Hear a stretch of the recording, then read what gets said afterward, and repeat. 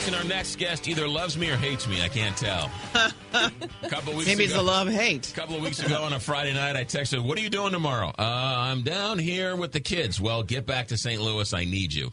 Laurie 𝕊𝕦𝕂 helped me purchase the new house with Kathy Helbig. Good morning, Laurie. Good morning. Hi, Kelly. Hi there. Right? You hopped in your car, you dropped everything, and came to St. Louis. Absolutely. Yeah. Yeah. She walked in the house with me, and she said, okay, let's deal. This house is not going to last. What do you want to do? And so she helped me navigate the deal. So 1,000 thank yous. Yeah, absolutely. It was good. Yeah, it was good. And I was happy to lock that down. We were talking about the furnace and the heating and the cooling work. Where's Emerson? Emerson, I'm playing. So it was pretty cute. All right, what's going on with real estate? We hear there's a bit of a downturn? Well, headlines. I'm here to add some value to the headlines of 20% decrease in home sales in the month of July. Okay. So completely and directly related to the spike in the interest rate. There was a 17-day period at the end of May, beginning of June, where interest rates rose over 1%. Okay. Hadn't done that big of a jump in 40 years. Okay. How does that affect the home buying process? Yes. The buyers automatically lost money in their affordability. Right. So they were not able to afford as much of a house if they were loaning money. Sure. So for every 1% increase in interest rate, you lose 10% of your buying power on your loan. So if you're going to buy a $100,000 house and it goes up 1%, you can only buy a $90,000 house. Approximately. Yeah. It really depends on your loan. Sure. Mm-hmm. But yeah, for discussion purposes, yeah. Okay. Mm-hmm. All right. So that took a big bite out of people's buying power. Plus, homes had increased in prices month over month over month, year over year. So not only was it an affordability issue, now we had the interest rate coming in and taking another big chunk away from the buyers. And these buyers are tired. They're exhausted. You know? Yeah. And plus the inventory levels were low. Sure. So now we're at a point where that interest rate just put the brakes on some of the buyers. They really had to go back and figure out how much they could afford now. Because it was rising so fast, they had to figure out how much they could afford or how much they wanted to afford with low rates. Now the rates are going up and the prices are still going up. The buyers are getting beat up. They took a step back and said, let's figure this out. Yeah. And any time that your pocketbook gets affected like that, of course, you need to take a step back, analyze your finances, and be able to really understand what your next step is going to be. Certainly understandable. Even with rates in the, mid-5s, it's still not crazy. But when you're talking about 3s and 2s and all of a sudden you're talking about 5s, as a buyer, I could certainly see somebody take a step back and say, wait a minute, what do I want to do here? That's right. Are there more houses on the market now, or are there less houses on the market now? What about the inventory? Okay, so that's a really interesting question. So the inventory, because, we got to go back to the basics, supply and demand. Right. So we had all these buyers, and then we had a pullback of all those buyers.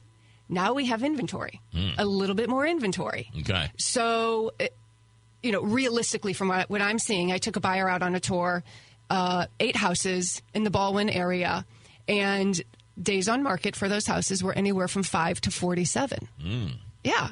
So kind of interesting perspective, because you're used to seeing days on market 2. Right. Days on market 1. Yeah. So some of these houses aren't getting the offers that they thought they were going to be getting. So the agents would call me, can you give us any feedback? What's the problem? Yeah. And really, it's just that the buyers are just taking a breath. Yeah. And that's okay. It's market stabilization. Well, it's not the end of the world. It's so funny because when I text you, I was like, wait, this house has been on the market 6 days, so clearly nobody wants it. And you're like, they're counting. What's wrong with it? They're counting coming soon. It hasn't been on the market yet. So back. So relax. But it's really amazing how your mind shifts. Right. Right? You see a house on the market for 35 days, all of a sudden, maybe I can get a deal. House is on the market for 5 minutes. Oh, my goodness. Let's bid because there's going to be 17 people bidding on it. Yeah, and, we're in when the market shifts, it might shift toward the buyer's side. It might shift towards the seller's side. So as an agent, you really need to understand that area, what the inventory is at. You need to be out there looking at houses, even if you're not showing it to somebody. So why would somebody put their house in the market today if they knew they were going to do it? Why didn't they do it in the summer when things were rocking and rolling? They weren't ready. Yeah. They wanted, they didn't get that extra push. They've been thinking about doing it. You have a lot of people on the sidelines. They get a job increase. Yeah, they were going on vacation. Yeah. Whatever. Normal life gets in the way. Correct. But the bottom line again is buyers are still buying and sellers are still selling. Yeah. It's the playing field is evening out a little bit now, which is great. Which is exactly what they wanted when the raising of the interest rates. Correct. I know They're stabilizing. I know it depends on the house, Laurie, but are there still multiple offers on homes? Yes, for the homes that are considered perfect and desirable, where you don't have to go in, you don't need paint, you don't need carpet, things are nicely staged, well designed. Those are going really fast. The renovated houses, the houses that are really beautifully maintained, those we're still seeing those in multiple offer situations. And even some houses that are like that, if they're priced too high, you really, really have to zone in on your pricing. It's amazing how the market speaks to you, isn't it? Oh, you really have to listen to it. It does. It whispers and it screams. Yeah. Well, with me, she walked out of the house. She said, "This is going to go, and this is going to go fast. So what do you want to do?" I mean, and that, right? I mean, that's sort of what I paid for, and why you were so great is you were my eyes and ears. I needed some because I walked in. I said this before in the open house. I walked in the open house and I didn't say this to them. I said this to myself, but I told these other people, I was like, "Get out of my house." Get out of here. Get out of my house. And I knew I was in trouble. I was like, "Oh, Laurie, get here. I need I need eyes and ears. I need someone to sort of steer me in the right direction because I don't know what to do."